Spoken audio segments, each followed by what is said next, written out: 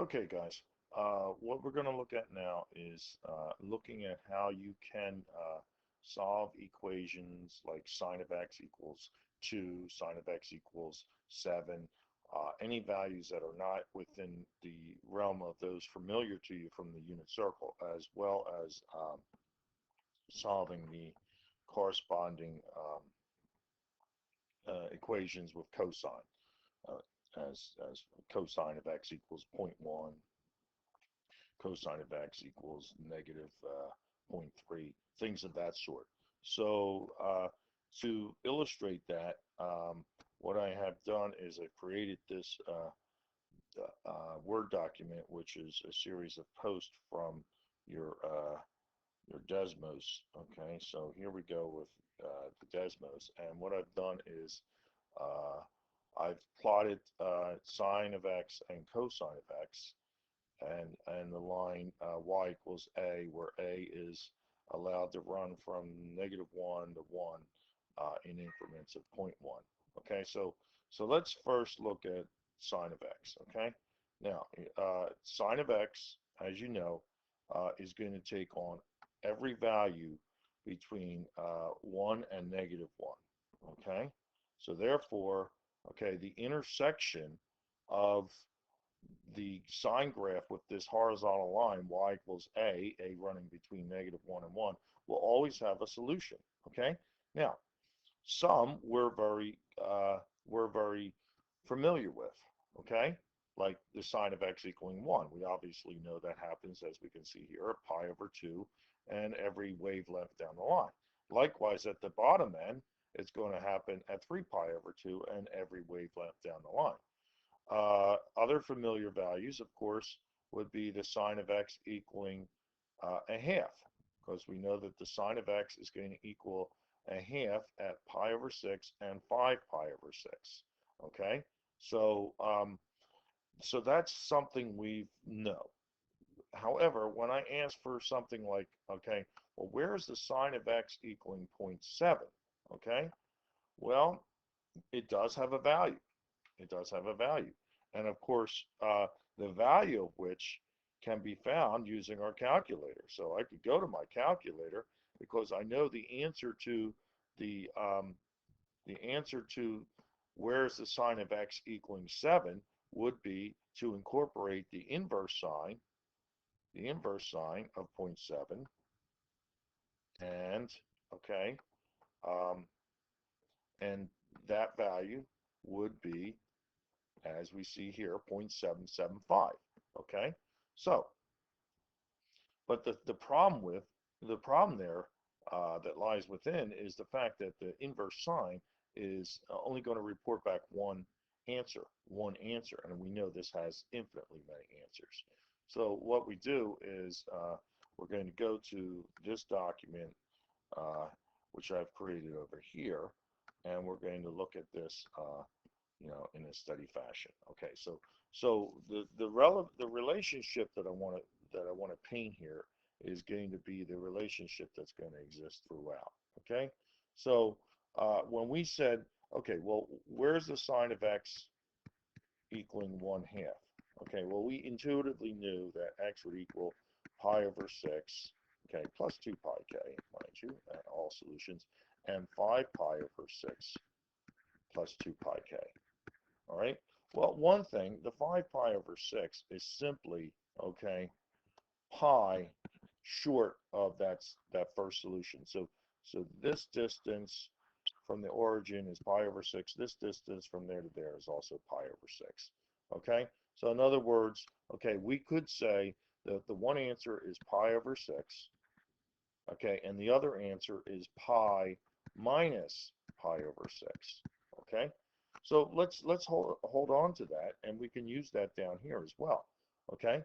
So if our question was where is the sine of x equal zero point 0.7, we know it has a solution, and to find that solution, we'd have to say the inverse sine of zero point 0.7 is going to equal that value of the angle we're after. Okay, so we're just going to call that alpha.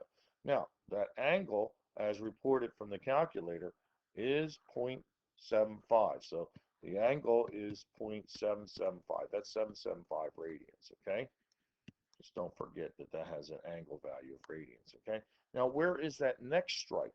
Well, according to what we saw up here, okay, that next strike should be that linear distance there taken from pi. So in other words, okay, uh, the second, the first solution is the inverse sine of zero point 0.7. The second solution is pi minus the inverse sine of zero point 0.7, okay, which it reports here to be 2.36. Now, of course, we'll go to our calculator to verify that. So here's our calculator up again. We got that value, okay, and now we're going to say, well, pi minus that previous value is going to give me the next solution, which is 2.36, which is as we report here, okay? So then that holds true for all our inverse sine, okay? And then the subsequent solutions would be, okay, plus 2 pi k down the line. Does it vary when we say a negative angle, okay? So let's go back to Desmos um, and ask that same question again here, okay? So now we're going to say let the sine of x equal a more familiar value, again, to start off with, negative 0.5, which we agree is negative pi over 6. Now, the second solution is 7 pi over 6, and we again uh, realize how we find those because we're looking at reference angles on the unit circle, where the sign is negative, of course, which is in the bottom two quadrants, the third and fourth quadrant, okay? But, okay, what about where is the sine of x equaling negative 0.3? Does it have a solution? Where is it equaling the negative 0.7? Does it have a solution? Obviously, it does have a solution. And again, the inverse trig functions will only produce one of those solutions. Okay, what about finding the subsequent solutions? Okay, so let's go back to our uh, our model back here. Okay, and this is, of course, the question is, where is the sine of x equaling negative 0.5?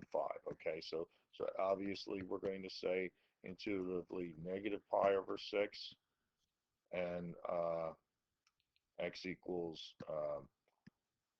pi is going to see equals 7 pi over. We probably would pick up the 7 pi over 6, okay, the 7 pi over 6 and the 11 pi over 6 a little bit more intuitively, okay, but we'd have to agree that the negative pi over 6 is, okay, 2 pi removed from that solution. And when you are going to ask your calculator for the inverse sine, it's going to give you the inverse sine of a negative, it's going to give you a negative value because of the graph shape of the inverse sine. Okay. So when we ask for this set of solutions, okay, on a less familiar note, okay, um, as depicted right here, okay, where is the sine of x equaling 0.3 negative? Then, okay, we have to go to inverse sine. So our solution x is going to be the inverse sine of negative 0.3, okay, which you can plug in your calculator. Is going to give you that negative 3.05, again, because the inverse sine is going to, when given an x value, is going to report a negative value, okay? But, okay, then you should find that this value, this next strike up here, is again pi minus that, okay? Pi minus that, but it's minus a negative. So this value is pi minus the sine inverse of, okay, negative 0.3, okay? And go to your calculator, Well, we'll just validate that. Uh, so the inverse sine of negative zero point 0.3, okay, is going to give you that negative 0.304 value. There we see it right there, rounded it up to negative 305, okay?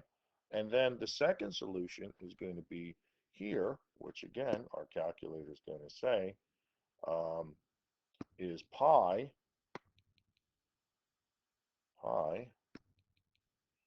minus that previous value, but of course minus and minus turns to plus, which gives us, okay, this 3.44 value.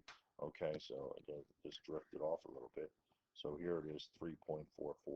So in general then, okay, for any graph of the order, okay, for anything of the order, I'm gonna give us some working space here, and then I'll come back and do another feature discussion with the cosine. Okay, so so we're going to say for our sine graph, okay, for let me just pull this up here a little bit. Okay, so we're going to finalize it right here before we go to the cosine.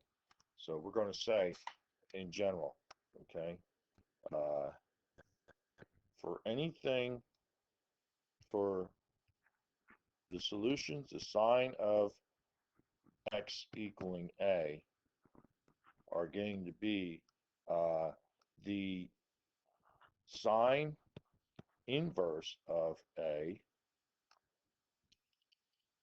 I put a there, alpha. Okay, sine inverse of a plus all the multiples down the line, and pi and um, pi minus the inverse sine of a plus all multiples down the line. Okay, so I mean, even without your calculator, you can still leave the expressions in this way, and you account for all the subsequent solutions. Okay, we'll come back and in another video discuss how to use the inverse cosine to answer those same questions. Okay, so that'll do it for this video if I can figure out where I'm going to stop it, and what's right here.